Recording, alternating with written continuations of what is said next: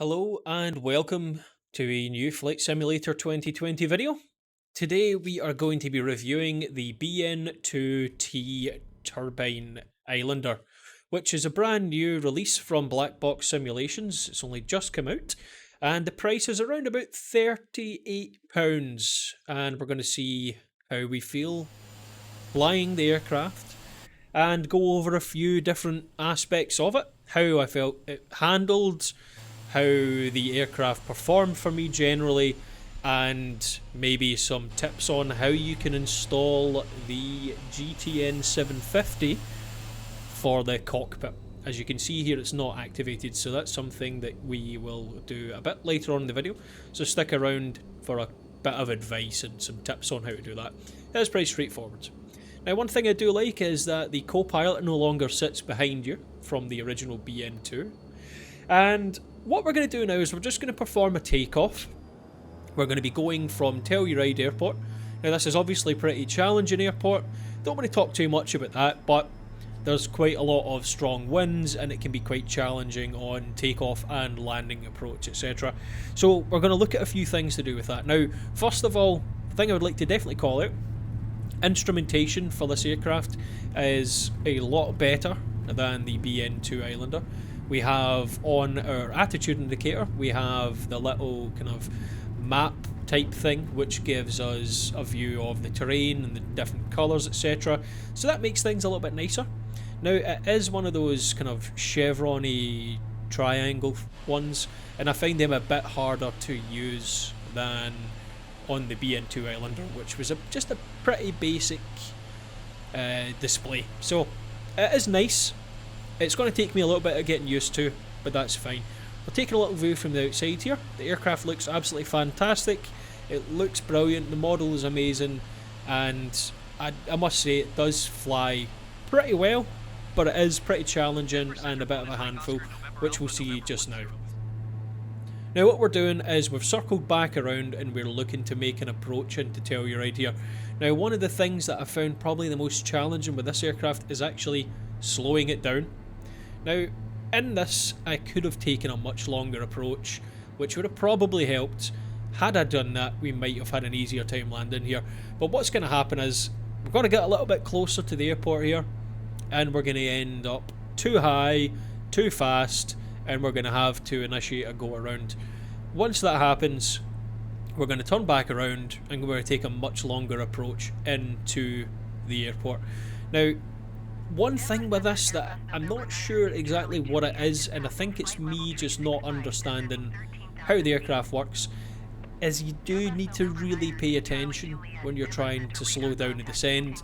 If you start to go too fast, you're going to gain a lot of lift. It is a short takeoff aircraft, so naturally it's going to want to stay in the air a little bit better. And it is quite light compared to some other aircraft that you might have flown, so you probably find that it's a bit more challenging getting it down on the ground at first. Now, once we've taken this much longer approach, we do get a lot closer to the airport. Of course, this is a difficult airport to land at the best of times.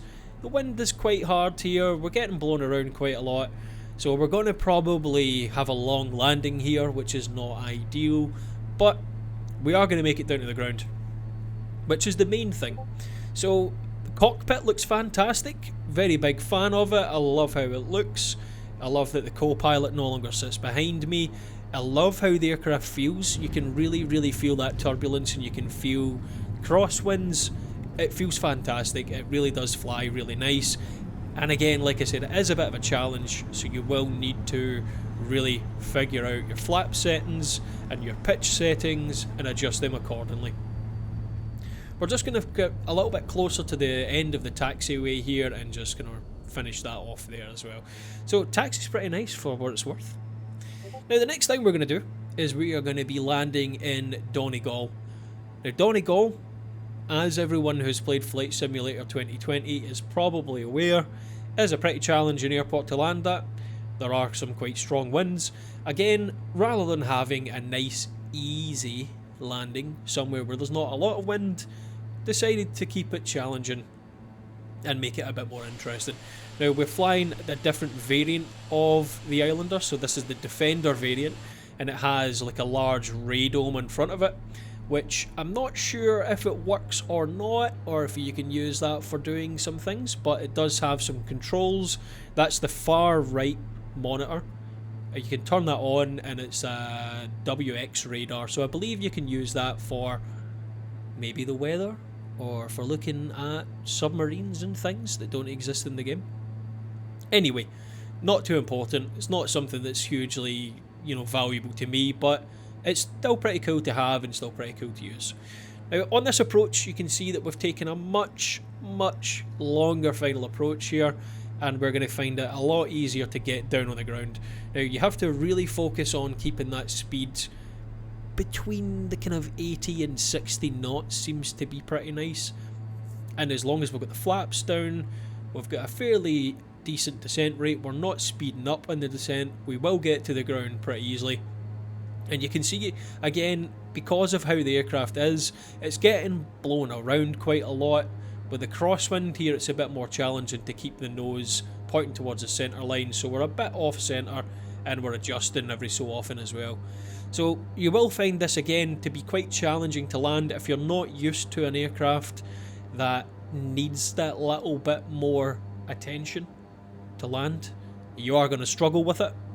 So I'd recommend getting a bit of practice in and getting used to how it flies, and you will then be fine. But it does take a little bit of adjusting to. It's definitely a lot more challenging to fly than probably any other aircraft that I've flown so far in any serious capacity. Again, it just feels nice and floaty. It is good for when you're landing here at Donegal, you're getting a little bit of that wind shear, some crosswinds. It feels really nice. I'd love to play it in VR, but I think it might make me a bit too sick flying this aircraft, so we'll see. Now, the taxi ribbons were on there, so please ignore that and forgive me for that kind of a sacrilege. Now, what you are going to do to get that GTN 750 activated, you need to go to this website here on screen, and you need to then download the free version. There is a premium version if you wish to use that. Personally, I don't need it.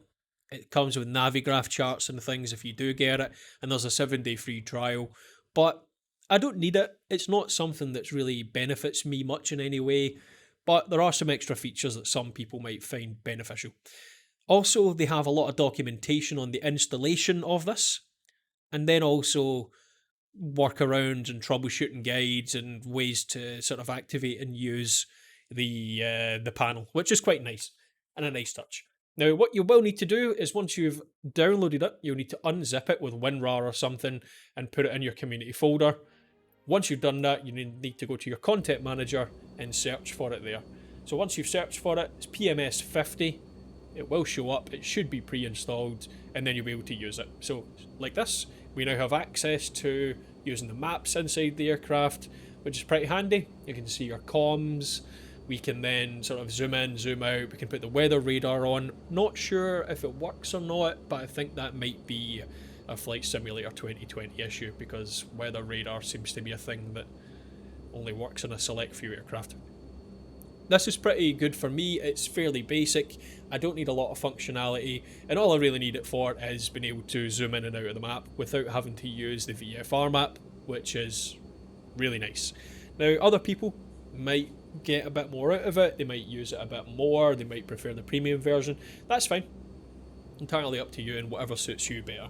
So, what do I think about the aircraft? I really like it, and I think it was good value for money for me. I will use it very regularly. I've already flown it quite a bit now, and I will continue to fly it quite a lot. I will be looking to use it in Flight Simulator 2024 when it comes out, for the career mode, for transporting passengers, etc. So that's something I'm really looking forward to using it for as well. And part of the reason why I purchased it, because I will be able to transfer it over to the new sim when that comes out. So overall, I'm very impressed with it. I like how it looks. I like the avionics upgrades. I like just how it feels in general, and it does seem to just have like that more kind of real feel than the BN2 originally did. Love the BN2, don't want to slate it or anything. So I recommend it. If you want to buy it, go for it. And thank you very much for paying attention. Hopefully, if you made it to the end here, Please remember to like and subscribe. Really trying to grow the channel a bit more as well. And hopefully we'll look at doing more reviews of some aircraft in the future. Anyway, have a great day. See you next time.